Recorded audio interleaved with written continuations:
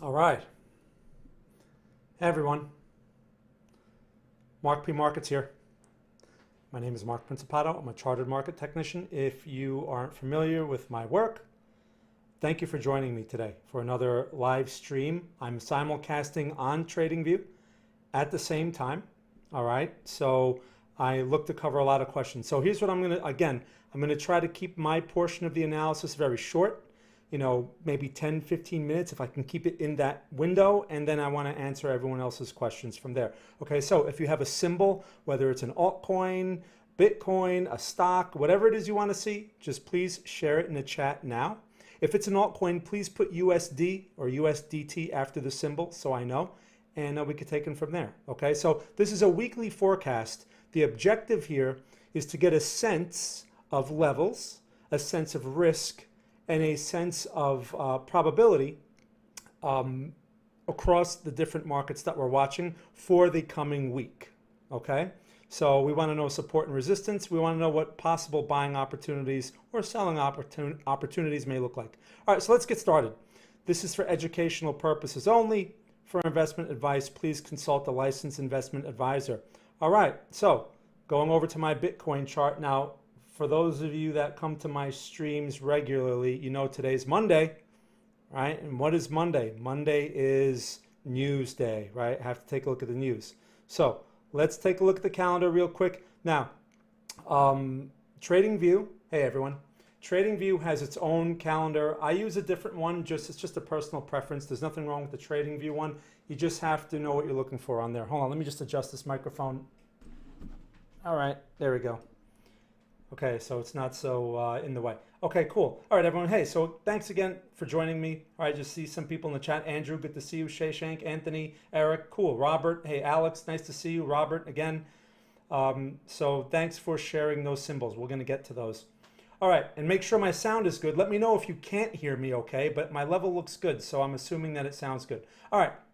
So let's go over the economic calendar real quick. You should be familiar with the economic calendar for scheduled economic events, especially if you're in more things than, altcoins and stuff like that, because stocks and other instruments can be seriously affected, like Forex as well. All right, so let's see what we have this week. Today is what, the 3rd? So I'm just going to catch up to where we are now. We had some news earlier today, right? US, we had... at 10 a.m. earlier today, we had ISM manufacturing PMI. And then, Fed Chair Powell spoke. It's 2:20. Okay, so Powell was speaking. I didn't even know. All right. So anyway, good to know. Thanks, Chairman Powell, for speaking on a Monday. All right. So let's see. And we're going to take a look at the market here in a second and see if anything that he said really swayed the market one way or the other, right, when I get to the S&P and Nasdaq. Okay, so what else we have here? On 9:30 to tomorrow? No, tonight, 9:30 p.m. Eastern Time, Australia trade balance, and then we have the interest rate decision can affect Aussie or even maybe New Zealand pairs. So if you're in those Forex pairs, you at least want to be aware. Usually these rate decisions don't have major effects. I mean, in recent times, we're not seeing like 100 pip or 150 pip moves. All right, so we also, here we go. On the 4th at 6:45 p.m. Eastern Time, New Zealand, employment change, unemployment rate, and their governor, the Royal Bank of New Zealand's governor or speech, okay? On the 5th, which is what, Wednesday, we have at 8:15 a.m. Eastern Time, ADP employment change, and ISM services PMI, that's at 10 a.m. Eastern Time here in the US. That is usually a preview of NFP. It could have somewhat of an effect, but again, not usually a big market mover, unless there's a surprise. Also on the 5th at 7 p.m. Eastern Time, Bank of Japan, monetary policy meeting minutes. I wouldn't worry too much about that. On 5/6, we have European retail sales. That's at 5 a.m. Eastern Time. At 7 a.m., we have the Bank of England MPC vote. They have their monetary policy summary, their policy report, a bunch of stuff from the pound, okay? And also their interest rate decision, and Governor Bailey speaks, okay? That's all at 7:30, between 7 o'clock and 7:30 a.m. on 5/6. Now, the pound has had some interesting moves. So if you're involved in that thing, you at least want to be aware of, you know, that event on Thursday. So then we have the 7th, which is Friday, on the U.S. non-farm payrolls, NFP. That's the biggest scheduled economic event next to an FOMC meeting. So you need to be aware. It's usually the first Friday of every month, but because of the way it worked out this time, you know, the first Friday technically happens to be this Friday or whatever. So the point is, just be aware of NFP. Markets can get very sluggish going into something like that. And if there's any surprises, then you can get wide moves. All right, so with that being said, let's take a look at some charts here. I want to begin with Bitcoin. You know, again, please share your symbols in the chat. I see a bunch of symbols in here on this one chat. That's great to see. I'm going to get to those. Over on TradingView, hey, good to see you. Hey, thanks, cool. I appreciate that. You guys have symbols you'd like to see, please share them in the chat. All right, so let's get going with Bitcoin, and let's see if I can keep this within 15 minutes, all right, so that I can spend more time on your questions. All right, now, here's the thing with Bitcoin. It's very tricky, all right, because here's the thing. I wrote my report on TradingView yesterday. If you read the report that I wrote, basically I talked about that it's in the 50-50 zone, right? That was the point of the report that I wrote, and it's just not worthwhile here, at least for the swing trade strategy that I employ. You're in the middle of the range. I don't like taking trades in the middle of the range. Why? Because it can go either way equally. There's no advantage to getting involved. I mean, you might as well play a slot machine, and I don't like playing slot machines. So I was looking for, you know, a scenario, because that's the thing. You have to be able to anticipate, and when the market aligns with the scenario that you've been considering, something that's within reason in terms of market structure, that's really where the opportunity is, or at least a better probability. And that's this 51K, 52K area right here, this box that I put. And I published this on TradingView. Again, if you read my thing yesterday, that's where I'd like to see Bitcoin pull back to. That's one area. Now, it's possible that we just go right through it, okay? Because again, markets are highly random. So if I don't get confirmation there and we go lower, then I'm looking for that reversal in the 48K to 50K zone. Sorry, I'm all over the place today. Today's Monday. So if we can get a reversal in that zone, again, that's a failed low or potential double bottom area. A lot of experts and a lot of authorities are probably going to be calling for shorts in such a situation, but you know, because they're too focused on their 3-hour chart, 1-hour chart, whatever it is. But this is a buying opportunity in this area here for a swing trade. That is what I am looking for if the market can deliver it. If the market can't deliver it, then I don't assume risk, okay? Because this game is all about risk. And if you can't manage or evaluate risk properly, it doesn't matter what money you make because you're going to give it back anyway. All right, and some of you with some experience probably know what I'm talking about. So remember, markets reward you randomly. And if you take those random rewards, yeah, it's great when you're getting the reward, but what you don't realize is you're playing the slot machine, all right? And as you know, you don't make money playing slot machines over the long run, right? Everyone knows that, but they still play them anyway because it gives you hope, right? That's the whole thing behind a slot machine. And the market can do the same thing. So my point is, I don't like this area. If you're day trading, there could be some opportunities here, but just keep in mind, I'm talking about swing trades. So that's Bitcoin. Now, there are a lot of altcoins that are in a very similar position, and I don't like that. It's all one big Bitcoin trade, all right? Again, I'm not willing to take risk here, not for the swing trade. I want to see one of those levels. Now, let's jump over to Ethereum, all right? Because Ethereum it's got everyone's attention, right? Everyone thinks Ethereum's going to 5,000 tomorrow. I'm sure there's going to be 10 million videos on YouTube, okay, calling for, you know, Ethereum, don't miss out. You're going to be a millionaire tomorrow if you buy Ethereum today. Okay. Oh, Visionary, thank you so much. Vet and Amp, cool. I'll get to those. Thank you so much. Thank you. You don't have to send me those coins, but thank you. I appreciate that. I will take a look at those. All right, so let's go over Ethereum real quick. Now look at this. So this is what I mean about like a random reward. It's just going in a straight line, right? So what this does is it reinforces a lot of bad habits. Okay, that's what I'm going to call them, because you know, you buy it, you buy the breakout and it happens to work and you're like, oh, that was easy. Wow, this is so easy. And you know, it just keeps going. And the next day, oh, it's up even more. Wow, it's up even more. Oh, I'm so glad I know what I'm doing here. I have a natural feel for this. Right. Well, markets reward you randomly. And this thing hasn't pulled back. That's quite a move. Now, we actually had sent out a very aggressive swing trade idea on this breakout, and it's almost on its way to, it's almost at target 3. But I don't take those type of trades, okay? I don't like these type of breakouts. They're very random, and like I said, the risk is very high. If you can handle the risk, or if you're in a day trade, okay, cool. But what do you do with Ethereum now? Well, if you're in it from a low price, I had some people ask me some questions. They managed to get in, around this range in here, and they picked up some at good prices. Okay, well, you should capitalize on these vertical moves by locking something in, whether it's a long-term trade, an investment, or a short-term trade. It's never a bad idea to take something off the table. So for example, let's just say you bought, one coin, in this consolidation area here, and now it's here. Well, it doesn't hurt to take maybe 30% off or something, because you have the buyers there that are willing to take it off your hands. Remember, it's not about maximizing the peak, because you're gambling with that. It's about reducing your risk and distributing your risk to those who are willing to take it off your hands while they are there. You don't want to bang this out at a low. You want to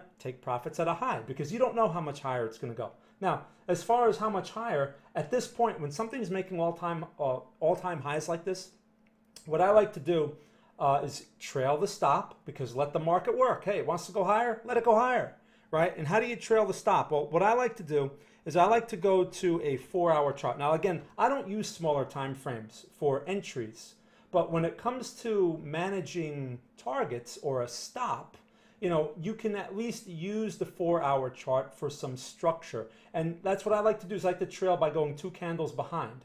Okay, so in this case, if you go 2 candles behind this current candle, once it closes, forget this little inside bar over here, you can go to this one here, which is what, 30.38. And this thing right now is at 32.91. So basically it's around 3,300 there. So you can trail your stop there. Now keep in mind, when you trail a stop, you're never going to get the top, because it has to pull back to knock you out. But if the market never pulls back, like it hasn't done, it just keeps going and going and going, it opens the possibility of you continuing to capitalize on that momentum. So again, that's the only time I will look at a 4-hour chart, is when I'm trailing a stop. Okay, otherwise, as far as forecasting goes, not interested in 4-hour charts, not for swing trades, not the strategy that we employ. Now, so that's Ethereum. I mean, you can't argue with it. Yes, it's strong, but what is the risk? So if this thing pulls back right now, right at this point, you're looking at 3K, all right, the 3K area. Why? Because it's a whole number. It's a psychological area. So I would believe that people would try to step in at 3K. The price action has to prove this. But that's the area I'd be looking for. If 3K is cleared, then you're looking at 2,500, okay? That's how you measure your risk. So if you buy this thing now, which is a really bad idea in my opinion, because you're potentially buying the high, well, you have to be willing to take, what, 900 points of risk, 1,000 points of risk, and that's just testing supports, okay? And hoping that the buyers step in and keep it, from going lower. The market, again, has to prove that. So that's the thing with Ethereum. I would trail the stop and just, let it keep going. The other thing that you can do is put targets at inflection points. And in this case, because we don't have much price history, right? There's no price history here. You go with the whole numbers. So, 3,400, 3,500. Those would be good place to put targets and to lock in some profit. Now, keep something in mind. There's a big difference between a swing trade and a position trade. A position trade is like an investment. A swing trade is more short-term oriented, right? And has very, very specific orders like stops and targets. So if you're in a swing trade, that's why we put targets in advance, because our chance of getting the most out of the market is there. What if the market turns, right? Reaching target 2, target 3. Hey, we locked in something. And if it goes all the way back to break even, hey, we capitalized on that move. All right, but when you're as an investor, it's a little different. So like I said, you want to take something off the table, but then ride the core position. Now, you have to be prepared when you're in the core position, meaning, hey, I'm holding this for years, I don't care. Okay, fine. You need to be comfortable with the fact that this thing could go back to 2000 over the next 6 months. You have to be comfortable with that. If you're not, then you really should not be in the size that you're in. You take small bites up here so that if it goes to 2,500 or 2,000 or 1,500 or whatever, because no one knows, then you're not at the mercy of the market. So that's very important, okay? You have to know if you're in this for the long term or not, and that's going to shape your decisions. Okay, cool. So I see another thing here. Jad, hey Jad. Oh, thank you so much. Thank you for the coins. I really appreciate that. That's very nice feedback. Okay, so that's Ethereum. Now, I had a question about Litecoin. Now, again, I know I'm talking too much because I tend to talk too much, and I feel like I'm 15 minutes in. All right, let's go over Litecoin real quick because I want to spend more time on your questions. Okay, hold on a second here. LTC, USD. And now Litecoin is starting to go, right? And the question is basically, is this thing likely to make new highs? What's the story here with Litecoin? Well, Litecoin obviously is not following Ethereum really. It seems like it's kind of torn between the two, right? You have Ethereum pushing new highs, Bitcoin is having a hard time, and Litecoin's sort of in the middle of it, right? Well, there's a buy signal in Litecoin, which was activated at, what's this high over here? 277.64. So you figure around 280, and this thing's at 290 right now. So if you're in from that, okay, again, which is aggressive because you're in the middle of the range, just like Bitcoin, that's the middle of the range. At this point, I mean, it's looking strong. You let it do its job. If it closes strong, the candle closes strong, these are daily candles, then you let this thing ride and see if it can test the high. There's no way to know if it's going to test the high in advance. The thing is, the general trend is bullish. So the probability favors a test of high. Now, the question is, what if you're wrong, right? What's the risk at this point, assuming you bought around that 280 area? Well, the risk is defined around 268. So you figure you give it a little room, maybe 265, something like that, right? The 265 area, right around there. And if it goes there, then you're probably better off taking the loss. Why? Because even if the broader trend is bullish, unless you have no problem taking the pain, the next support after that is in this area here at basically the low 200s. So if you bought this thing around 270 or 280 and it goes to 200, that's not very comfortable, okay? I don't like taking that kind of pain, unless of course you have a tiny position. But the thing is, that's where the probability is favorable, in that 200 area, not really here. So the market may randomly reward you. It may continue higher. If Bitcoin can get something going, then Litecoin is likely to follow. So that's your risk, and your reward will be defined by this previous high, which is around 335.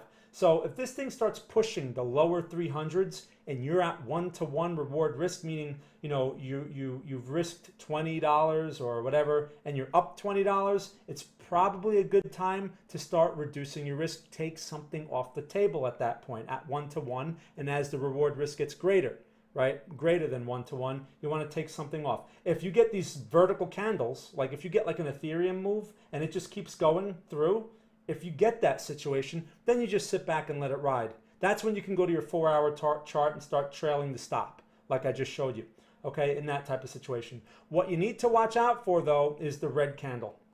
So if you get like a bearish red candle showing up like right there, all right, something like that, just below this high or in this area, something like this pin bar we had back here, you get something like that, that is exactly what you don't want to see, because that would be a sign of selling pressure to come, right? A reversal in momentum at a potential resistance area. It's a potential double top if that type of candle shows up. That is where you need to make an adjustment as a trader. I can't sit there and call you on the phone and say, you need to do something. You need to see this. This can occur at 3 a.m. That's the problem with these things, right? You could be sleeping and then the candle shows up, and then by the time you get to it, the move is moving. So you have to stay on top of that. That's what I say about these. When you take these aggressive type of trades, you have to stay on top of it and watch for that selling candle. Sometimes it'll fake you out. It happens.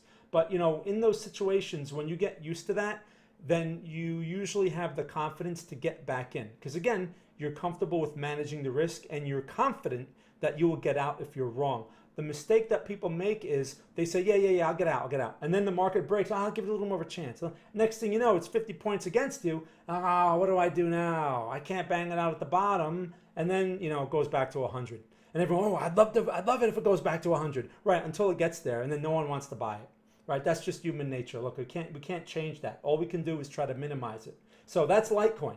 All right. So thanks for asking about that. Now let me jump over real quick because I see a lot of questions, everyone. I really appreciate your questions, and I'm going to get to them.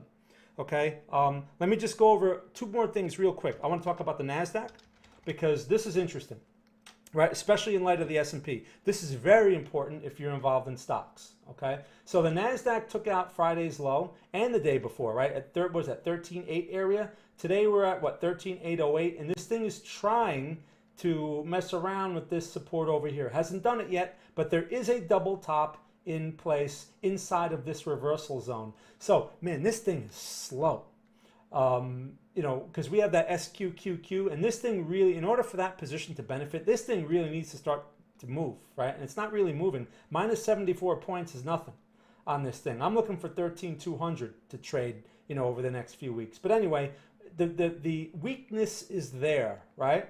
Which means if you're involved in stocks, this is not a good time to be putting on a lot of positions. This is not a good time to be buying all over the place because stocks are at supports. The market is starting to break. If this thing breaks, many stocks, particularly the tech stocks, will feel it. Now, SPX, right? S&P 500. Look at this situation. This is what makes things very conflicting, right? It looks like Ethereum, right? This is not exactly bearish. So this thing is up seven points today or whatever. The market still hasn't closed yet. It's hesitating a bit, but this thing, I was looking at some charts earlier. This thing is being held up, all right? And it's being held up, it looks like, by the energy sector and possibly the banking sector. Now, you have a failed high, you know, region in here. That's a failed high area where it can fail, but boy, this thing is slow. So if oil keeps going higher and the energy sector keeps this thing going, you're going to have a lot of conflict in the market because these things need to move together. So if you have a strong S&P, that means the Nasdaq and the Russell and the rest of them, they're going to struggle. They're going to try to go lower, but not really. Then they're going to squeeze out the shorts and then they're going to mess around, right? They need to go. So there needs to be some kind of catalyst to get that go, you know, get that momentum going. And that catalyst can come out of nowhere. That's what you need to realize. So some stocks are going to look spectacular here. They have great reports, blah, blah, blah, blah, blah. The thing to avoid is don't get overexposed because the thing that we can all agree on is this level up here on the S&P, even if it goes higher, okay, is not a support. The supports are 4120, this area here, okay, 4,000 or the 39 to 4,000 area. Those are supports. That's where broader market reward risk is favorable for swing trades in stocks. That's what I use as my gauge. So that's why I don't force trades up here. I don't care how good something looks. I don't care how great their report is. I don't care about any of that. I look at the market risk and I say, man, if this thing pulls back, all the stocks are going to feel it. This is not a support. It's a resistance. So it's just something to keep in mind. I know a lot of people may not realize that the S&P is sort of like the guide for the entire stock market. So you should be using that to help you time your individual stocks, even though not all stocks follow it at the same rate or correlation. Okay. All right, cool. So that's the S&P. Now, one more thing real quick is gold, right? Gold, XAU, USD. This thing has been doing well, okay? We've had a swing trade in this. You could see the swing trade idea. 1720, that was like a month ago or however long ago. It reached target 1. This thing's at 1792 right now, going for target 2. Target 2 is at 1830. So that this blue box here represents the target zone right here, okay? So this is a higher low on gold, and that's a good sign. I've been talking about gold a lot because seasonally it's in a strong period, even though it's been very slow to get its act together, okay, relatively speaking. So if you're in like things like WPM, which is wheat and precious metals, we've been talking about this stock when it was getting beat up, right? Now look at the turn. So that's when you have to be able to anticipate this kind of stuff. It's very difficult to do on the bigger picture, especially because things change so much. Another one that I'm really into is AG. Look at this. Okay, you could see the trade idea here. The stop was at 14. This thing right now is at 1608. So actually this one's still good. It's a bonus for those that are watching this. It never went to the stop, right? The low here is what, 1498? The stop is at 14. So you have to be able to take that pain sometimes. That's a nice double bottom, or actually triple bottom. And if gold goes, this thing has a lot of squeeze potential because it's one of those low float stocks. Again, that's AG, First Majestic Silver, which they mine both gold and silver, I believe, okay? And you can see the targets there. So just a couple of things I wanted to point out. We've been very bullish on gold, and that's not changing anytime soon. All right, cool. So let me get to your questions now. I see lots of questions. Oh, man, 25 minutes into this. I was hoping to finish that at 15, but, you know, I talk too much. I got a big mouth. All right, so let me start going through the chat for questions here. All right, so I'm going to start with Andrew. Can you take a look at NMR/USD? NMR, sure, let's take a look. NMR/USD. Again, if you have any questions about like some of the technical perspective that I just showed, just please put it in the chat, and you know I'll get to that portion of the chat. Again, I'm going to try to go through this quickly. So here's NMR/USD. It looks similar to the Bitcoin situation, right? And here's what I see right off the bat: broader bullish trend. Okay, that's the first thing we look at. But now inside of that bullish trend, you have this range right here. All right, you have this range. And where are you? You're in the middle of the range. So yes, you have a buy signal. Looks very similar to Litecoin. Looks very similar structure. This is a very similar reward risk. So if you're in something like this, hey, you let this thing run. I'm sure a lot of coins, I saw a lot of coins earlier, they look just like this, all right? You can define your risk by this high or low. It's a little tight, 65, 77 area, you know, but the broader risk is around 55. So, you know, if this thing turns on you and you're willing to hold and take that kind of pain, if you had just bought this thing, that's where your overall risk is. If it breaks that number, that's where you have to be willing to take your loss, okay? If you're not, then you should reduce your size. But this is the middle. I don't like middles. So like that Bitcoin report that I wrote in TradingView, 50-50 area. If you're aggressive and you like the idea, look, there's a setup there. I just don't like the location. I tend to be very conservative. And in situations like this, I miss a lot of trades. And I know people get frustrated, but that's just, you know, I don't like to force trades. And I prefer to be, you know, I like better probability. So I let a lot of trades go because I know that when they turn and they get noisy, all that money that you make on these random trades, you're going to give it back because I've done it many times. Okay, so anyway. So thank you for asking about that. Great question. Let me jump over to the other chat here. I have so many questions here, and I got people giving me coins all over the place. Thank you so much. Okay, so let's jump around. I got Visionary. Hey, Visionary, good to see you. Cryptomizer, nice to see you, Cryptomizer. Cool, I appreciate that. Hollyfield. Okay, can you look at XLM? Sure, let's take a look. XLM USD.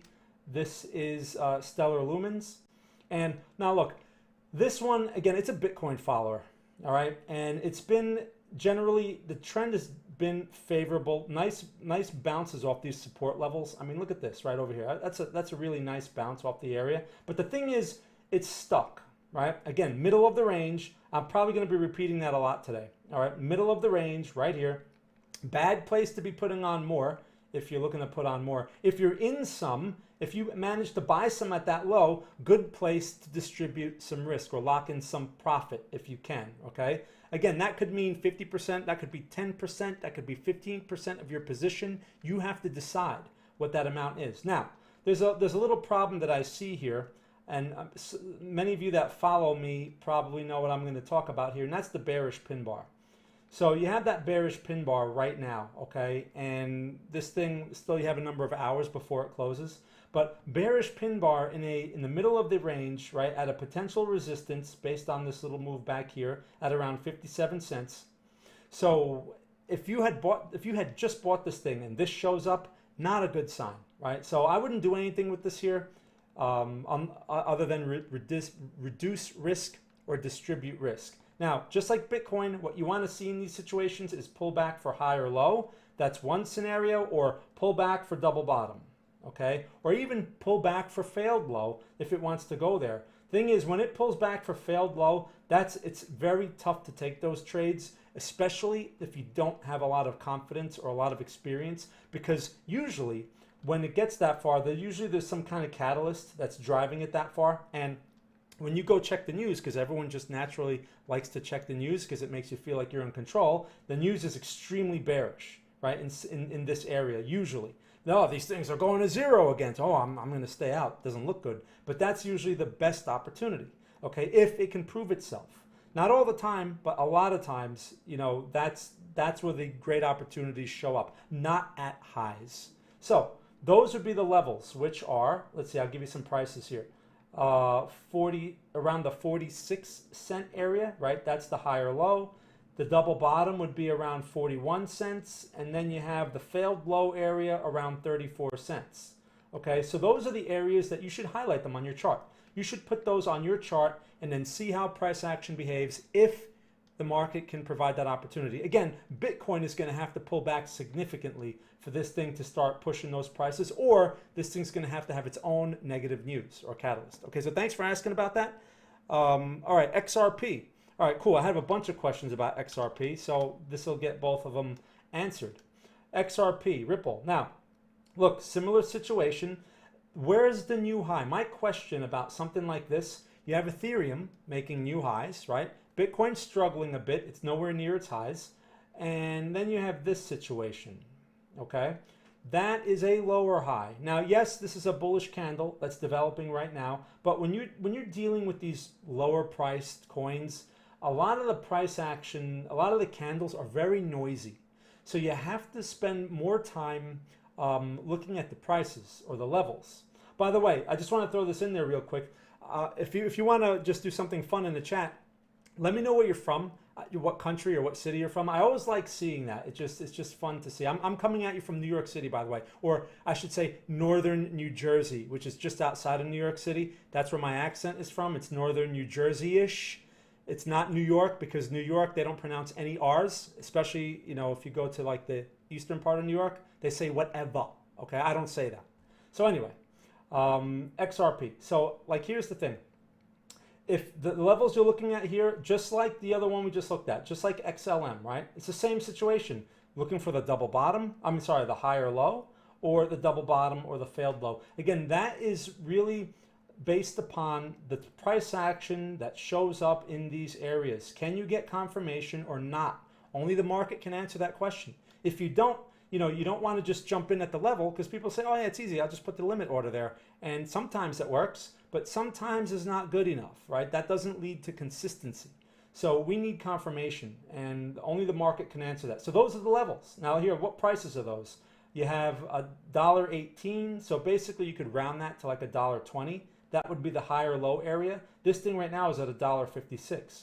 The double bottom is around 94 cents. You could probably round that to $1 if it can get back there. So those are the levels on XRP. Keep in mind, if Bitcoin has a more serious pullback, which we have not seen, or Ethereum, when all this froth and all this nonsense is over, and we see the bearish cycle, which, again, you can't avoid that stuff, and these things start breaking their supports, and you bought some because maybe it faked you into it, like it looks like a reversal there, and you bought some, and then it just turns right around and breaks. You need to be able to take your losses quickly in those situations, because when these things break, a lot of money is going to come out.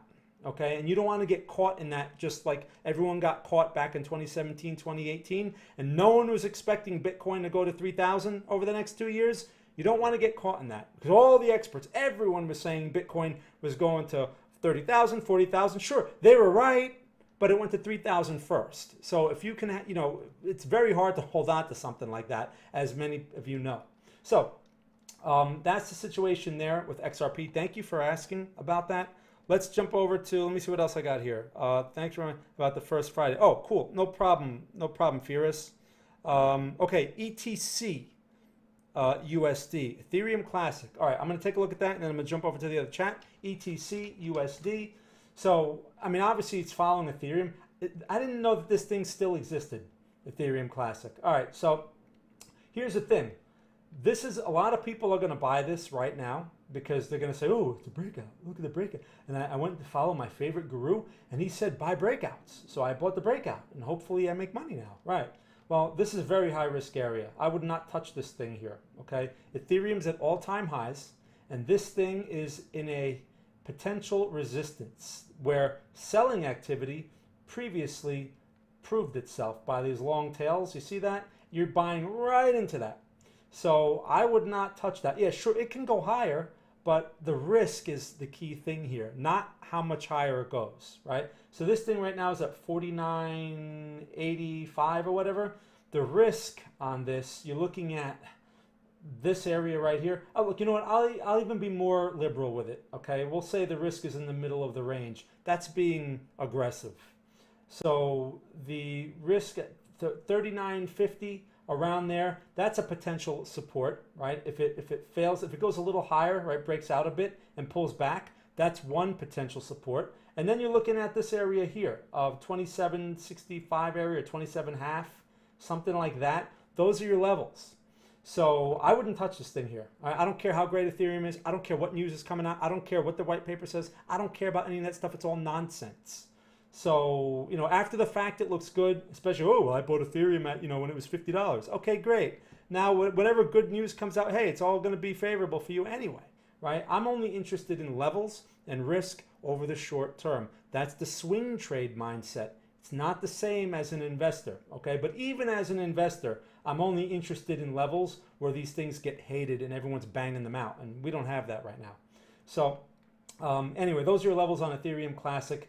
I would not get caught in this situation right now. You're running into a potential double top, failed high, okay? So risk is very high here. Thank you for asking about ETC.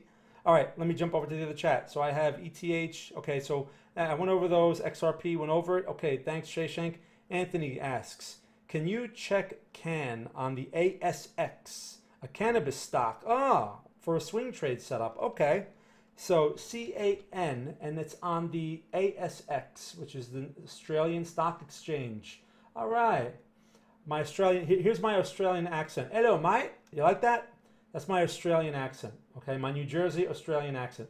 All right, so as far as CAN, as far as a swing trade goes, all right, look, I see what you see here. All right, I like this. This is a nice change in recent structure because, I mean, this thing's kind of been all over the place, right? I mean, look at this thing. Just going back, this thing's been sort of more bearish than bullish, right? Well, with the whole cannabis sector.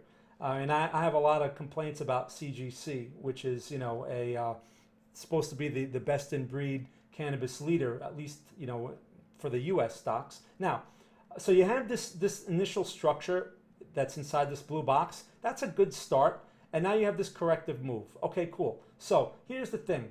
I like the location. I like, you know, what's going on here generally because it's a slow pullback and it's taking a long time. The problem is the current price action is not favoring you. Okay? So the current price action, I see bearish pin bars. Now, they're not going to carry as much weight in an area near a low. I mean, you're near supports over here, right? I mean, look at these supports back here, going back to like December and January. What's the low there? 47 cents. You're fooling around there right now. So great location. I love the location. You need better price action, right? There's no confirmation there. So I would hold off on this until two things. Either you get the bullish pin bar showing up, and then you can measure your risk off of that, you know, over the following week. Or this thing works its way and starts taking out like 51 cent area, like this area here. Here, I'll draw a box there. Something like this starts to do that. And then you can define your risk either from the current low or maybe wait for a higher low. At least it's telling you that momentum is changing, okay, in that scenario. So that's what I do for something like that. Also, it never hurts to check out like the leader, like CGC. I mean, look at CGC. That sucks, right? It's a very similar structure, but look at this price action. I mean, this thing's minus $1.48 today. This thing, you know, maybe we'll get the double bottom, but all I see here is a lower high and it's a large red candle. I want to see green candles. So I would hold off on that. Let the leader also, wait for some stability in the leader. If the stability shows up here, it should show up across the board. Okay, so thanks for asking about that CAN. All right, let me jump to another one here. TEL USDT. All right, Eric, let's take a look. TEL USDT. And then I'm going to get to some trading view. Oh, man, look at this one. Telcoin. Nice vertical move. All right, so let's take a look at this real quick, right? What do we have? Bullish trend. Now, that's easy to see, but then we have this right here, okay? And it broke out of the consolidation. So, you know, I'm not a big advocate of these type of breakout trades, but when they work, right? And you have a lot of experts and a lot of, you know, authorities. They rely on these type of trades, right? Because when they're spectacular, they can go back and say, you see, I told you, you buy the breakout and look.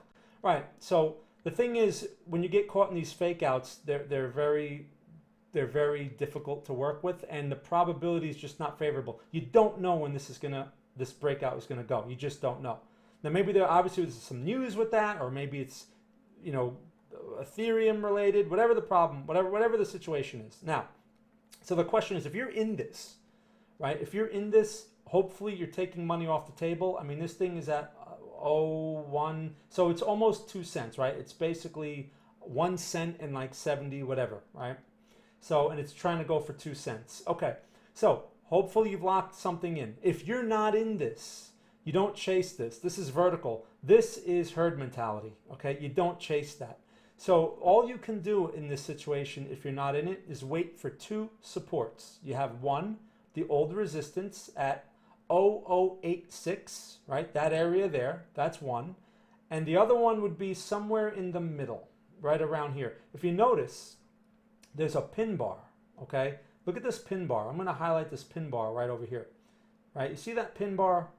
So that means something, right? That means something. That means there was some unusual activity in the area there, right? People sold whatever, and then the buying came back. So when you see something like that, I like to use those as reference points for a potential support. So I'll just draw a line there, okay? Yeah, there is an art and a science to this. I mean, there's no exact science to what I just explained to you, but I'm looking for psychological things or behaviors, right? And that's one. When you've been doing this as long as I have, you start to see these things over and over again. So that is why I'm saying, you know, either wait for that point and see how price behaves there, which is around what?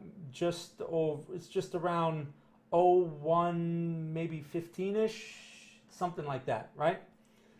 It's either that or you're waiting for that 0.8 whatever, 0.08, 0.08. What is this high over here? 0.09 to 0.08, right? That area right there. That's the area I'd be looking for. You're basically below a penny in that area. If it can go back into the middle of the range, it's even better. But that's, you know, after something like this, usually it finds a consolidation at somewhere above, right? The support above, because people start stepping into it, trying to buy that pullback. All right, so anyway, thank you for bringing this one up, Tell USDT. This is a great one for the radar, by the way. Definitely have to put this one on the radar. All right, and see, that could turn into a swing trade, although I'm not crazy about the very low prices. You know, usually it's better for a position trade.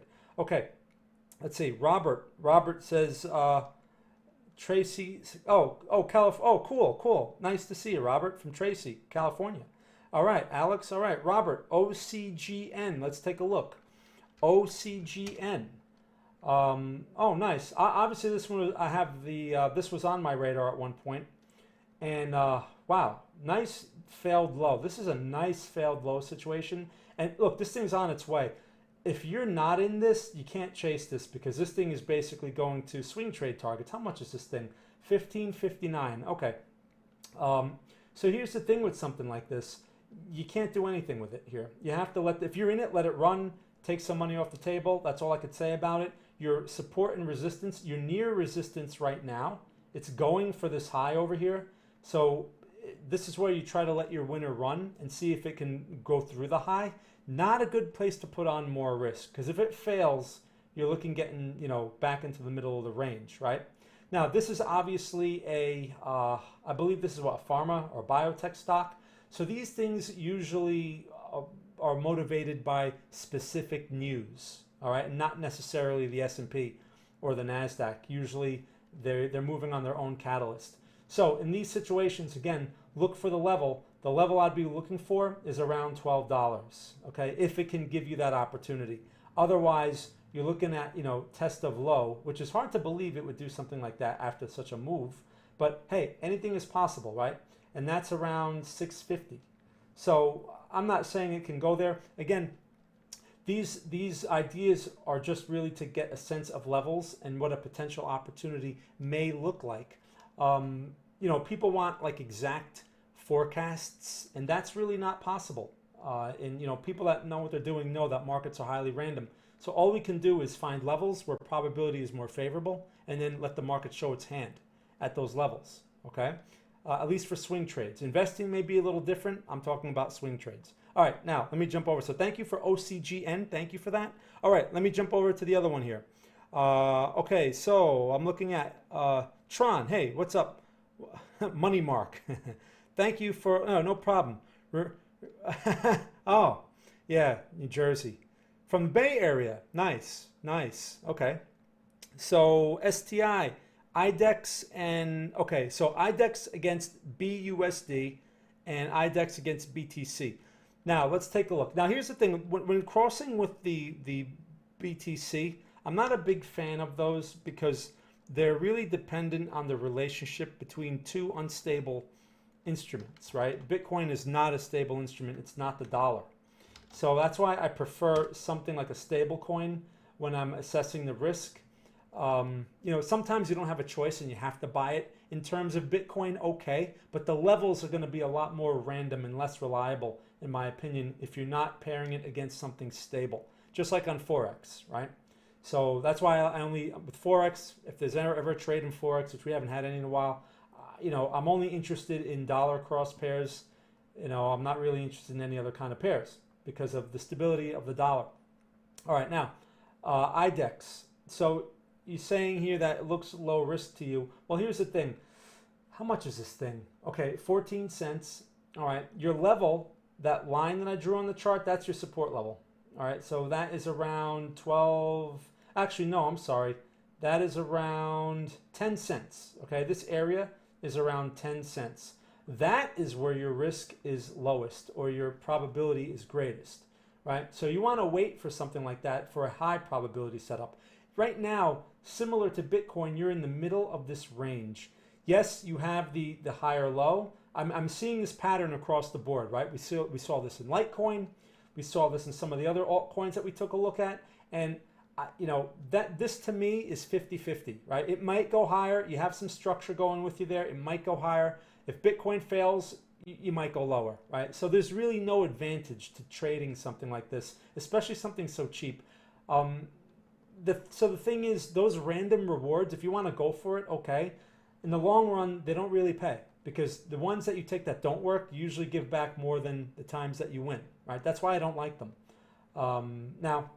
So I would wait for that 10-cent area if it can deliver it. But like I said, if you're aggressive and you want to go for this, one thing to keep in mind is don't go for all of them because like I said, Litecoin looks like this. Some of those other ones, I can't even think of them right now. They look like this. Don't take all of them. It's all the same trade.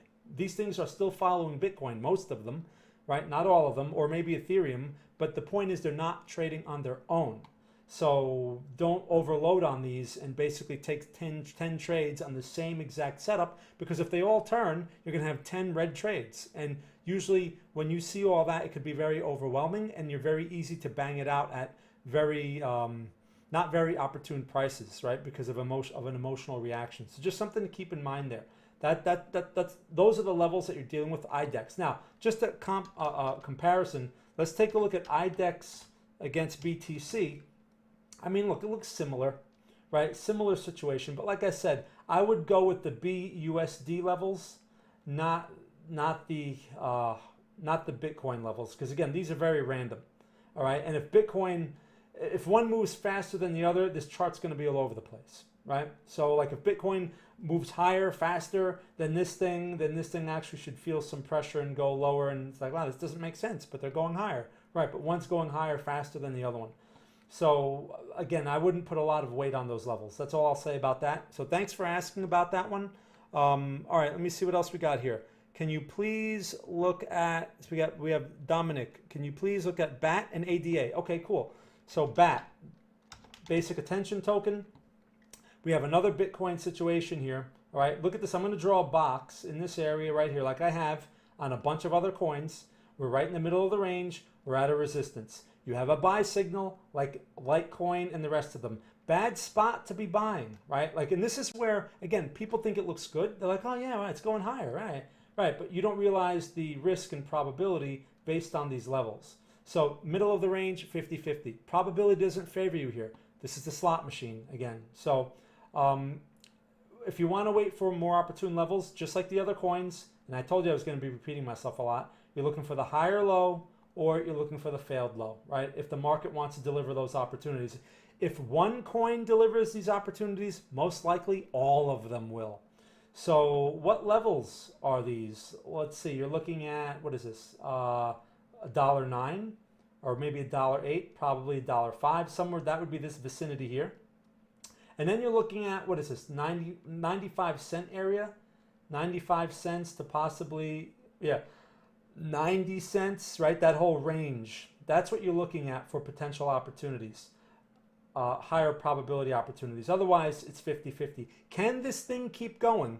And can it start testing highs? Yes, I could completely, be wrong about 50-50, and the market may just keep going. That's always a possibility. I'm just not willing to take that risk. So if you are, you have to decide what level, how long you want to hold this for if you're wrong, and then figure out your size, from there. But it is possible that these things test their highs because there's nothing bearish as far as the price action goes. It's just the level that's not attractive. And I go by levels first before I go over the price action. All right, so thanks for asking about that.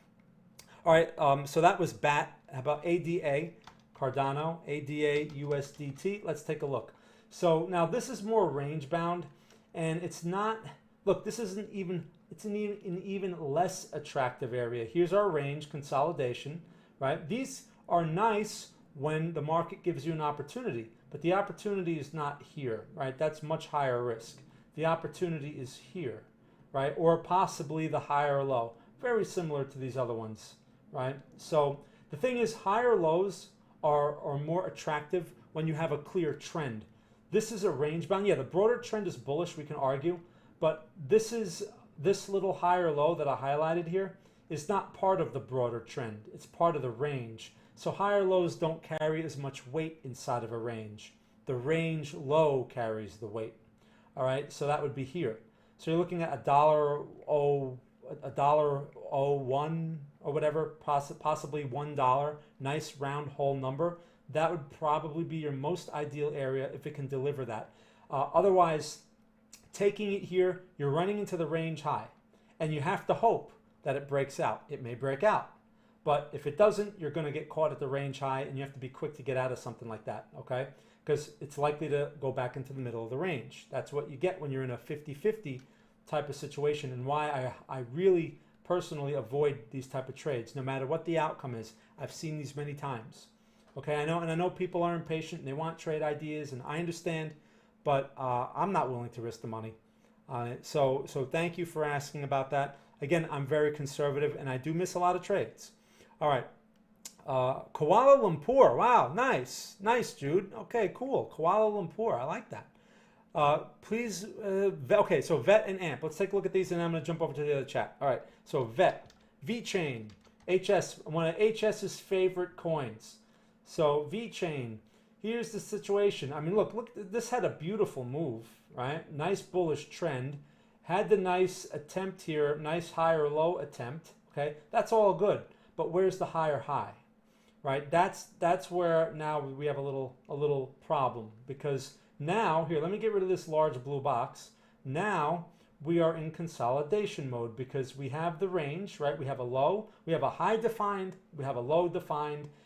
This thing put in this little lower high back here. At what price is that? 21 cents. Tried to pull back, refused to go to the range low, right? Gave you a higher low. Okay, fine. Right back into the middle of the range. Now, at the middle of the range, we have this inside bar. So I don't like this price action at all for a long.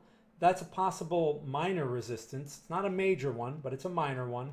And I prefer, just like with the other coins, to see a range low. That's where the probability is most favorable, and that's where I prefer to wait. Again, I don't swing trade dozens of these coins. If I find a swing trade, it's usually like in one, maybe two, and it's usually the same pattern. It's usually basically the same trade. That's why I avoid taking so many of them, because it's all the same.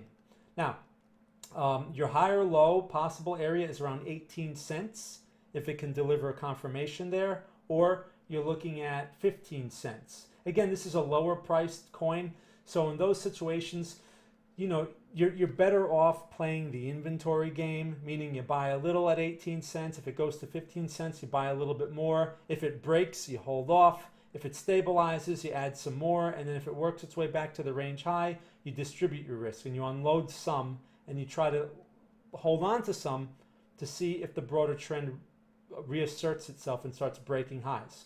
Okay, that's the only way to play the inventory game. You control your risk with size.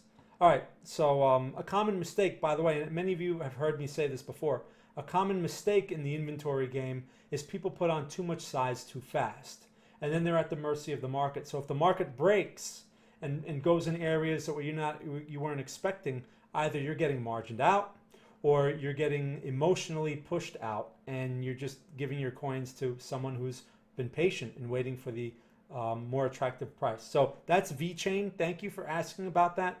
AMPUSD. AMPUSD. Let's take a look. Interesting. So look at these range consolidations. These are nice when you see these, right? Because when they break out, Dogecoin looks something like this. We had a swing trade in Dogecoin as well, which has, I think it's almost at target 3 for those that took that. So when they look, like I said, when these breakouts go, they go, but you just don't know which one is going to go. You have another consolidation forming now, and you're near the range high of it.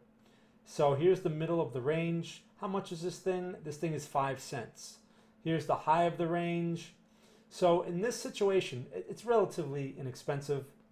You want to go for the next breakout. Hey, I mean, that's one way to play these things. I don't really endorse those, but that part is up to you if you're aggressive. Your risk, of course, will be defined by this low, basically 5.5 cents, like that area right there. If it takes that out, then it's probably in a range, and it will test the lower part of the range. Again, this area back here, which is around 2.5 cents, right around there, right? That's part of the risk that you take when you play that game. Otherwise, you know, it's not really doing anything here. It's trying to follow Bitcoin a bit, right? It has that initial push, inside bar, trying to break out. So that's up to you if you want to take something like that. But I'm not a big fan of those type of setups. I prefer a test of this, even this minor range low around 4.5 cents, and followed by a reversal. That's what I prefer, if it can deliver something like that, okay? So that's, when you see a clearly defined range like something like this, it can be worthwhile, as you can see, to try to go for those breakouts, but that really has to be in your style of trade. All right, everyone has a different style. So thank you for asking about that one, and thank you again for the coins. Okay, let me jump over to the other chat. How am I doing with time? I talk too much, I know. Okay, so a few more minutes. Man, I got like a million questions in this chat. All right, I'm going to see what I can get through here. All right, so I went over OCGN. Oh, San Jose. Well, we got a lot of people from the West Coast here. Very cool. All right. Paul, let's see. LTC. So I went over Litecoin. Let me see. Can you look at Litecoin and XLM? I went over those. Okay, cool. So just check those out. If you go back earlier in my stream. Also, if you're on TradingView, you can just wait till I finish the stream, and then you can go back. All right. Any advice on BTC to get in on BTC USD? I've took the Monday ride from 50K to 55K. Okay, cool. Oh yeah, I remember that. You told me about that. Now I just have the feeling that everything. Okay, so you have a feeling. Well, don't go by feelings, because they're irrelevant, right, to the market. As far as like the Bitcoin trade goes, like I said earlier, I'm waiting for these levels here. I'm waiting for like the 52.5, maybe 50K or maybe 49K levels for a potential swing trade. But that doesn't mean that this area right here is bad. I just don't like the area because the 50-50 area, it can go either way from here. And it generated a buy signal, like kind of like Litecoin, at 57.9, basically 57.9.5, around there. As you could see, and it's giving you a pin bar after that signal, right? It took out that previous red candle high, and it's giving it back. So I don't like to see bearish pin bar in those situations, but that is an aggressive long signal. So you can define your risk at 56K. That would be more appropriate for a day trade as well. But as far as swing trades, you know, like I said, there's really not much of an advantage to taking risk around this level. That's how I answer that question. I hope that answers your question. Robert, what are the effects of Bitcoins? Oh, this is a very good question that Robert asks here. And I mentioned this in my TradingView article. For those of you that didn't read it, please check that out. So Robert asks, what are the effects of Bitcoin CME mini or micro futures? Don't they come out today? I believe it's today. I know it's sometime this week where the Chicago Mercantile Exchange is going to open up their micro Bitcoin futures. Now, people who don't trade futures, who cares, right? It's just another instrument. Well, there is something to that. The Bitcoin futures, the micro futures, it opens up a whole arena of basically think of it as paper Bitcoin. Okay, so you have now you're going to have all this paper Bitcoin floating around because it doesn't settle in Bitcoin. So it's paper, it's fake.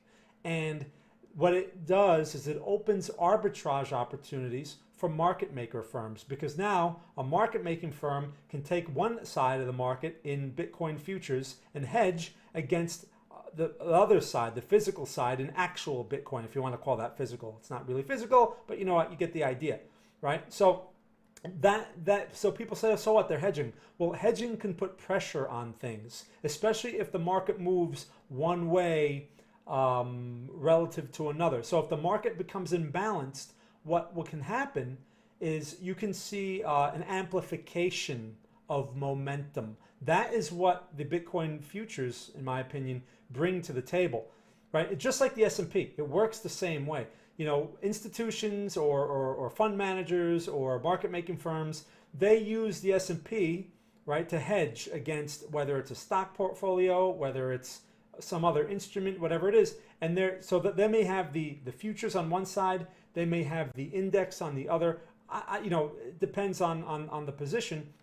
They can use options. The point is, when the market starts to go against them, right, because especially a market making firm, they have to remain neutral. They have to be hedged or delta neutral. So in order to do that, if the market's going higher, right, they have to buy or whatever to hedge. If the market's going lower, they have to sell. So that amplifies the moves. All right, so and I'm curious to see how that affects Bitcoin this week. I want to see if we get some kind of range expansion, or we start to see greater range expansions or more amplified moves as a result. I mean, one day doesn't mean anything, but that's the theory anyway. All right, so thanks for asking about that. It's very important information. All right, now let me see. Anna, hey Anna, good to see you. Could you take a look at FP, oil stock, and IFX, semiconductor? So FP, oil, I pointed this out earlier too today. The energy sector has been keeping the S&P going, right? That seems to be what's holding the S&P up. Look at this stock. Look at this FP. I mean, this is ridiculous, right? Higher lows, higher highs all over the place. So how's the S&P going to pull back if this thing, if the whole energy sector? I was looking at the ETF earlier. I mean, it's just strong. So that carries a lot of weight in the S&P. As far as trades go for something like this, FP, well, you're at the highs right now, right? So I can see some aggressive trades. Anna's very aggressive, I understand. I can see aggressive trade opportunities if this thing breaks out. You have an inside bar today, right? The market's closed now. So the high here is $1.95. Is this on the, okay, this is on the, this is not the US exchange. Do I have the right symbol here? Let me see, FP, yeah, okay. This looks like the right exchange. So here's the situation. If you get this little consolidation breakout, it could be worth a try, because you're looking at 193.66 is your low. You can define risk there, or maybe even 192 or the 190 area. You can define your risk there. Those are aggressive trades. Why? Very similar to the S&P. If this market has a steeper pullback, you can be looking at some pain if you don't take your loss at such a level. Your next support on something like this is 188. Okay, I mean, I guess that's not a huge deal for, you know, depending on what kind of size you put on, but that's your next support there. And then after that, if that's cleared, you're looking at like this area right here, which is what? 181. So those would be like your more, I should say, more attractive support areas, okay, if it can go there. Otherwise, you're looking for an aggressive breakout on something like this, which is not my type of trade. But hey, it's strong, right? So the higher high is likely, unless some catalyst comes along and changes things for energy, right? Which can come out of nowhere. So that's FP. She had another one. What was the other one, Anna? Let me see. Let me just go back here. Okay, IFX. It's a semiconductor stock. IFX. Let's take a look. So Infineon. All right, here's an interesting situation. So broader trends bullish. Now the semiconductors, they've been kind of lagging a bit, right? And they've been holding the Nasdaq back. The Nasdaq has not been behaving as well as the S&P. So here's the thing with these situations. This blue box that I put in the chart is one broad consolidation. You're fooling around in the middle of it. So I wouldn't do anything with this thing right now with IFX. You might as well wait for the range low, especially in light of the recent weakness reflected by the Nasdaq, which is a reflection, you know, the SOX index, I think, has been having an effect on that. So you might as well wait for the range low, which is around $31. That's probably what your better opportunity is if it can reverse. If it breaks the $31, hold off, right? Hold off until you get to a more reasonable support, which would be around here, $28, okay? Which is not like it's not really far away, but you know, why not get a better price if you can? So those are the prices I would wait for. I wouldn't do anything with this stuck in the middle of the range in a general area, in a general sector that's been acting relatively weak. You know, again, these aren't altcoins, you know, like we're seeing some of these ridiculous altcoin moves. All right, so thanks for asking about that. Let me jump over to the other chat. Again, I appreciate everyone's questions. I'm going to have to wrap this up momentarily. Let me see. Okay, yeah, I'll give this a few more minutes. I like to talk. All right, so let's see what we got here. Visionary. Okay, cool. The white peonies. Monday. Oh, you're the guy from Lithuania, right? You like the Mondays because I do these things. All right, cool. Appreciate that. I was thinking about you the other day. I'm like, man, how does that guy like Mondays? All right, USDT, HNT, USDT. So this is an interesting chart. This is definitely a good one for the radar. HNT. There's so many of these things. So you have the bullish trend. You had the pullback. Okay. This thing is going for it, but you can't buy. This is a tough long here. Again, you could go for the aggressive breakout, and you can define your risk at 16, basically 16 and a quarter. That's very aggressive. Why? Because it can easily go back there and stop you out. All right, and that basically you'll be stuck inside of a failed high.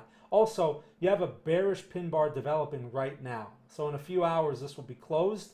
You'll have a bearish pin bar in a general resistance area.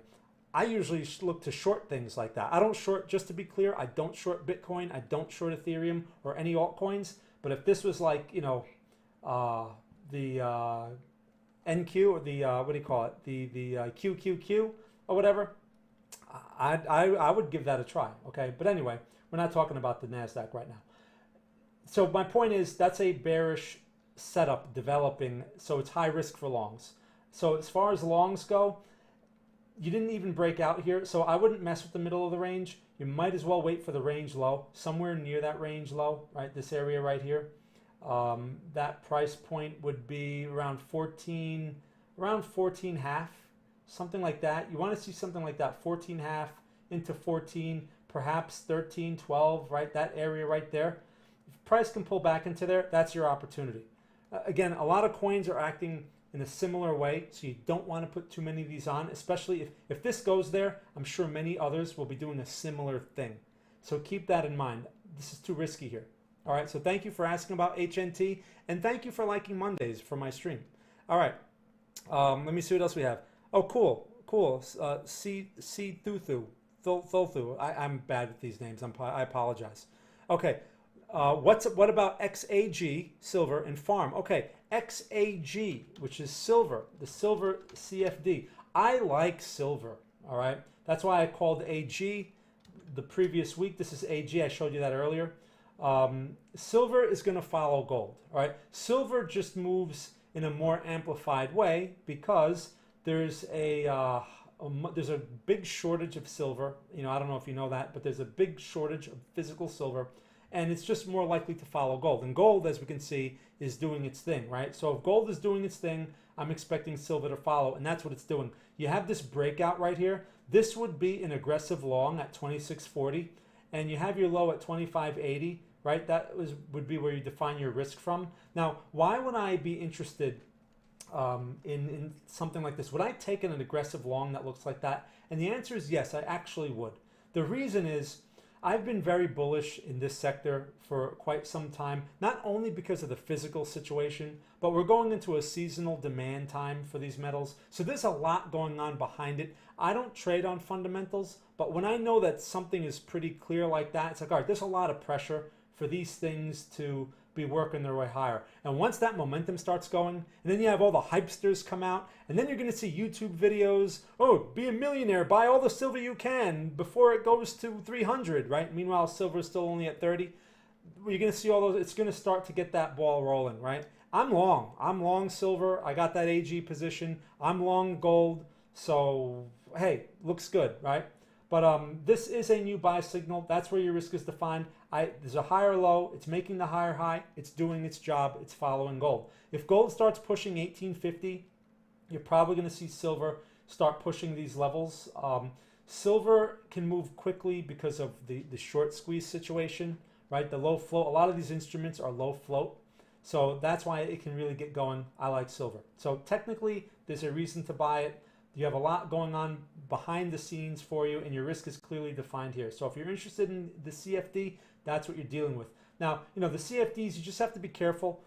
It's very easy to get too big in these things and not realizing it. So you have to be very cognizant of your sizing relative to the, you know, amount of money in your account. Okay, so thanks for asking about that one. FARM, farm USD. What's the story with farm? Is that right? Let me see. Farm USDT. Let's try that one. Okay, that's a little better. Harvest finance. So there's really no clear trend here. We have this attempt at a trend, right? Okay, that's cool. That's an initial push. I'm going to ignore this over here because maybe that was when their coin came to the exchange.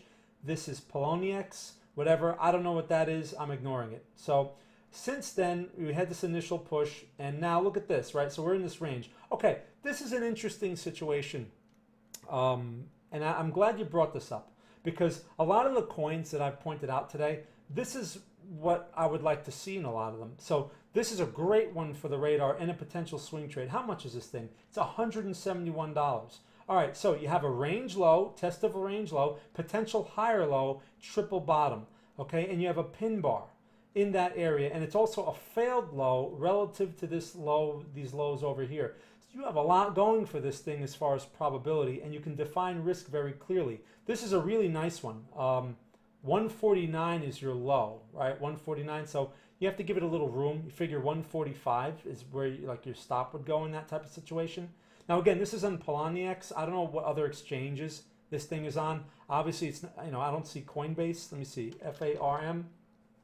USD, it's on Uniswap, Hitbit. Okay, so it's not on, you know, it's not available to many if it's not on Coinbase, right, or Binance. So, but it's got the nice setup, and it's got a good probability situation here because you're at the range low. If anything, this can test the middle of the range. You're looking at 269. Wow, that's quite a move to the middle of the range. So you have good reward risk. You're risking about 50 points to basically make almost 100. That's not bad, and that's the middle of the range, okay? That's not even the range high. So there's a good chance that this thing can test the middle of the range, right? So I like that one a lot as a swing trade idea if you want to work something out with that. Again, you know, you just have to be careful with your sizing. It's usually wise to risk only 1 or 2% of your account that's allocated for swing trades. You know, people take these risks. They don't even realize that they're risking 10 or 20% of your account. You can't take those type of risks, all right? Because if you're wrong, you wipe out your account quickly, right? Not only your account, but your confidence. So nice though. This would definitely go on my radar for a swing trade. Now the thing is, there's no confirmation, right? So the confirmation, the high is 193. So when this candle closes and this thing pushes 193, maybe 195, maybe 200, you will have your buy signal in play at that point, and that's when you have to put your stop and have your risk defined. Those are all the steps. If you don't have those steps, like people just jump in, that's why your results may be very random, right? You can't just jump in. Everything has to be pre-planned as far as the entry and the risk. When it comes to targets, yeah, you should pre-plan your targets, but you could be a little more flexible with those because the market delivers those profits more randomly. Okay, so thank you for asking. Great question. I like that farm. That would definitely go on my radar.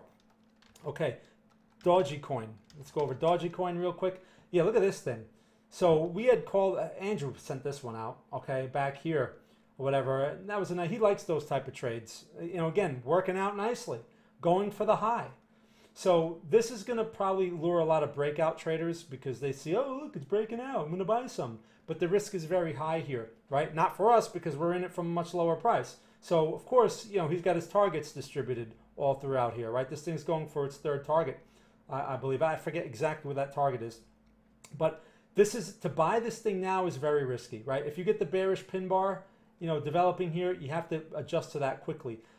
There is a new buy signal right here at 39 cents, but you have to be willing to get out if this thing goes to like 35 cents. You have to be willing to take that loss if it turns on you quickly, right? A mistake people make is they don't take the loss. So it may go, and it may go vertical because you know how ridiculous these things get, right? But like I said, we're distributing risk. We're not buying more here. We bought at the pullback. So that's what I think about Dogecoin. I don't like the coin in general. I don't like it because of all the hype, and I don't like the fact that, or actually I don't know if it's a fact, but someone pointed out that there are only 12 wallets that control 50% of the supply of coins. Right? When I heard that, I don't want to know any more about it. Okay, so you're playing the slot machine there, but those are the levels that I'd be looking for if you're not in it. Okay, so thanks for asking about that. Hey, Mad, first time here. Oh, cool. From Houston. Nice. Houston. I've been to Dallas, but not Houston. So thank you. Welcome. Thanks for joining. Okay, cool. Okay, so I'm just going through the chat here. Wow, this was an hour ago they wrote this stuff. Oh, man. I'm just getting to it now. All right, yeah, I got to wrap this up in a few more minutes. All right, let me jump over to the other chat. I'm speaking fast so I can try to get through this. Let me see. Okay, Anna. I went over Anna. Okay. Janet Jr., can you please share your views on WNXM and ETH? All right, so I went over Ethereum. You can go to the beginning of the stream and you can watch Ethereum. It's one of the main coins I talked about.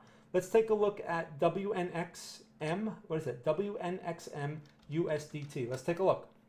Okay, so broader bullish trend, higher lows, higher highs, all over the place. You have a support right there, and you have some minor support right here. There is a buy signal in this thing right now, but you're near those highs. The buy signal here is 91.59, so you figure 91.75-ish. What is this thing right now? 90.62. And what's this high over here? Oh, I'm sorry. Wait, the high here is... Okay, right. So it looks like today's high was 93.99, so it activated a buy signal. But again, it's very aggressive when you're buying it at these highs, okay? Especially when you have this pin bar that was established here very recently, right? So you have a minor support you're coming off of. If you want to take something aggressive like that, again, that's really your personal preference. 87.34 is where your risk is defined from. So you figure around 87 quarter, 87 even. Your stop would have to go there. Again, these are swing trade ideas I'm talking about, not investments. Then you have this area right here, which is what, 74? So that's really a much higher probability situation. If you can get a reversal there, that would be much more ideal if the market can deliver such a thing. So those are your levels on WNXM USDT. Thank you for asking about that. Okay, let me see what else here. Stop. BNB. All right, let's take a look. Michelle. I have to answer Michelle's question. She's been a follower for a very long time. Okay, BNB USDT. Let's take a look. All right, hold on. BNB. Oh, hold on here. BNB USDT. Let's take a look. Oh man, this thing just doesn't like to pull back ever. All right, but you know, watch. You buy it and it's the top, right? Okay, so look, here's a breakout. Here's a nice example of a breakout that, you know, you take the chance and it gives you the vertical candle. That's beautiful if it can deliver that to you. Okay. My question is, what is this thing going to look like over the next few days, right? That's why I don't like to take these, because you may get caught in one of these. But if you're in this, right, if you bought that breakout, at this point, you just have to let this thing do its job, all right, and see if this thing can just ride the Ethereum wave or whatever is going on there. Your risk is defined from 621, which is this little pin bar right over here. All right, so if it turns and takes that out, you're going right back into this old resistance, which can act as a new support. It really shouldn't take that number out if that momentum is going to continue. So if it does take it out, you're looking at this range right here, okay? and that is 535. This thing's a mover. So I would wait for something like that. Sure, you could get the higher low or the middle of the range. You can get those levels upon price action confirmation, right? Like this area right here. You can get that area, which is around 517. So you're looking at like the lower fives. But these lows here, 450, I'm sorry, I said 5 something before. I meant like 450, right? This thing could go into that 450 area, and those would be much more ideal levels. Again, it's going to take a lot to knock the wind out of these. You're going to have to see some negative news or something, and it's going to look pretty ugly across the board, right, for it to test those levels. Just something to keep in mind, because right now, we're looking at it, it looks beautiful, and you're like, oh yeah, I'd love to buy it at 450, right, except when you see, 10 red candles that take it there. Oh, well, I don't know, it looks a little unstable, I'm going to wait, right? So you have to put all that news aside when it gets to your level and then really focus on the price action. Anyway, those are the levels I'll be looking for. Keep something in mind. This just brings something to mind when I see this. You have to understand something. It really pays to understand how we perceive things, in terms of human nature. I think about this a lot, obviously because I have nothing else better to do. So when we look at a green candle like this, we're like, oh yeah, right, it looks great. Because obviously it looks great. But what we cannot see, because look, we're going by what we see is what we get, right? That is the physical world. Everything around us, that is the stimuli that we're always taking in is physical. So we look at a chart and we say, oh, that looks good, okay? So what we see is what we get. But what we cannot see is what's going on inside that candle. And some people may argue, and they'll say, oh, but, I pull up Coinbase Pro, and I could see the order book on Coinbase Pro. And look, there's a huge sell order there. All that means nothing. Okay, you're only seeing the tip of the iceberg on something like that Coinbase Pro order book. You don't see what the guys at Coinbase, the market makers, or whoever's working those order books, or can see the details of those order books, meaning you could see the actual account, you can see how much money is in the account, you can see where all of their orders are placed, whether they're stop orders, limit orders. You can also see who's acting on their account right now, possible market orders. We can't see any of that information. So my point is, we don't know what's going on inside of this candle, okay? And we need to see a new candle to get an idea of what occurred. If there are sell orders in here and they take effect, it will produce a red candle. But we won't know that in advance until the red candle appears. That is what you need to understand, is we cannot see inside the candle. So we need to learn to guess or anticipate what is likely to happen based on such a level, right? Don't go by conventional wisdom or what you see is what you get. That is what the herd does. And that is why no one makes money. Okay, that's why retail traders generally don't make money over the long run. On occasion you get your casino profits is what I'll call them, because it's like playing a slot machine. All right, I just wanted to give you that rant right there. All right, let me just go back to the chat. Again, I have to wrap this up here in a few minutes. I know I talk too much. Let me just go over here. Oh no, hold on. Let me get to Michelle. So that was BNB. All right. Let me just go through the chat here. Let me go through the chat. Man, where am I here? Michelle, where's Michelle? Okay, there she is. All right. So keep USDT and VET. So I looked at VeChain earlier, Michelle. So you could go back in the stream, but keep USDT. She probably asked this like 2 hours ago. Is this right? Keep USDT, is that right? Okay, here's a better chart. Okay, wait, hold on. Keep USD. What other exchanges do I have? I have this one. Oh, that's no good. Keep USDT is only on Uniswap. That's all I got. Yeah, what a mess. Okay, I'm gonna have to use this one then. Okay, so I believe this is the same one. So you have the same situation, right? You're going toward those highs. Look at this. Right into that resistance area. So this is a bad place to buy. If you haven't bought, this is a place to lock in profit and sell. Okay, reduce profit now. It may go higher, right? You're definitely on the right side of the trend if you're long from lower prices. It's the risk that's too high here, because if it fails in this area, you're looking at going back into the middle of the range. How much is this thing? It's 75 cents. Okay, so just something to keep in mind there. High risk area, I wouldn't buy it now. I'd wait for pullback or wait for test of range low at 42 cents. Those are your levels on something like this. Otherwise, if it breaks out and keeps going, hey, you're not going to catch them all. Or if you have the personality and you have the patience and the attention span, if it breaks out and you keep an eye on it, as long as it doesn't give you that red candle. Like here's a nice example. Right? Here's a great example right here. Look at this. Broke out. Let's say forget all this information that we have here. Look, broke out, right? And people ask me, hey, should I buy this breakout? Like, sure, as long as the red candle doesn't show up. And then what do you get? The red candle. Okay, and then after the red candle, now it gets iffy, right? And then people bang it out. Now you're stuck in that because you say, oh no, I'm going to hope because I see some green candles. It's the location that's risky, okay? So you're in that situation right now. So again, just something to keep in mind. Thank you for asking about keep. Speaking about keep in mind. All right, let me jump over to the chat real quick. Let me see, Mr. Blue. Oh, cool, I appreciate that. Again, an hour ago this guy wrote this. I appreciate everyone sticking around if you're still listening. Gather, you're not a fan of oscillators, right? That's a good gathering. I understand you prefer patterns like double bottom, right? Could you tell us of any indicator relevance? Okay, that's a good question. And let me see, number 2, I sent you a PM for that. Lots of what would be traders on the net courses. All right, well, I can't say much about that. You know, I'm on the TradingView stream, so I have to follow house rules. But I'll answer your PM on that. But as far as oscillators, okay, that's a good question. I'm going to answer that question, and then I'm going to wrap this up. I'll go for one more on my other stream here. So here's what I'm going to do. For those of you that are still watching, I'm going to answer this question. I'm going to jump into one more other question. I see Ampy from Caleb. I see Ampy, so I'm going to do that one real quick, and then I'm going to wrap this up. If I missed your question, I really apologize. Just come back to my next stream. I stream on both here on TradingView. I simulcast every Monday. So, you know, or you could find me during the week. I stream other times too. So, to answer this question about oscillators, here's the thing. Oscillators have their place, okay? And while I'm talking about oscillators, I'm going to pull Ampy up so I can look at the chart while I'm doing it at the same time. Oscillators have their place.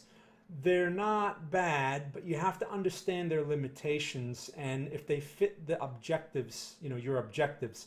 Oscillators are backward looking, okay? So all of them are made up of some formula that smooth out price over some period of time. The formula may be different based on, like, you know, how Bollinger Bands measure price action compared to like the RSI measuring price action compared to something like the CCI. The formulas are different, but they're still going over some period of time. If they're smoothing price over time, that means they're delivering to me old information. Now, in a trend, that can be helpful because, you know, I can basically base some ideas on older trend information, right? And if the trend is still intact, great. I find them to be more useful on smaller time frames if you're going to do anything with them. I'm talking about 1-minute charts, 5-minute charts, 15-minute charts. Why? Because those time frames are extremely noisy and the oscillator does its job. It reduces the noise because that's what it's doing by smoothing price. It's smoothing out the price noise. But when it comes to bigger picture, especially swing trades, they don't help us forecast. I can't anticipate using an oscillator. You could say, yeah, yes, you can. RSI, you know, it goes to below the 20. That means you can anticipate that it's oversold and buyers are going to come in. It's all relative, right? If the RSI goes there and the market breaks some support, the RSI is just going to stay below that 20 until the market finds some support at some level somewhere and gives me a double bottom. And then the RSI, oh, look, it went above the 20, right, after the market pulled back another 100 points. So that's why I don't use those oscillators. You'll never see them on my daily charts or any large time frame charts because they're not giving me information that I could use to anticipate. Okay, so you can get more value, and I've said this before, you can get more value out of a trend line than you can out of an oscillator. All right, so thank you for asking. That's a great question. Now let me jump over to this other chat here. Ampy, let's take a look at Ampy from Caleb. So now Ampy, it's a stock, it's an energy, Amplify Energy. So this is interesting. Like I said before, the energy stocks have been doing a little bit better. And this one may be one of those alternative energy stocks, may not be an oil related stock, which is fine, doesn't matter. I'm only interested in trend levels, right, and price action. Broader trend is bullish, that's clear. It found support, right, around, what is this price here? $2.50, around this area. It found support and stabilized. Now here's what I like about this. It took out this little mini resistance area right here. See that area? That's around 267. This thing's at 279 right now. Obviously, it's not like a ridiculous mover. It's not like something like, you know, some of these crazy stocks we've seen. But the recent high was 402. And you're fooling around basically around the 2.5 area. So as far as reward risk goes and as far as structure, the structure is changing here because you have the failed low in place. You have a nice initial pop. You have this initial move right here, and it took out some resistances.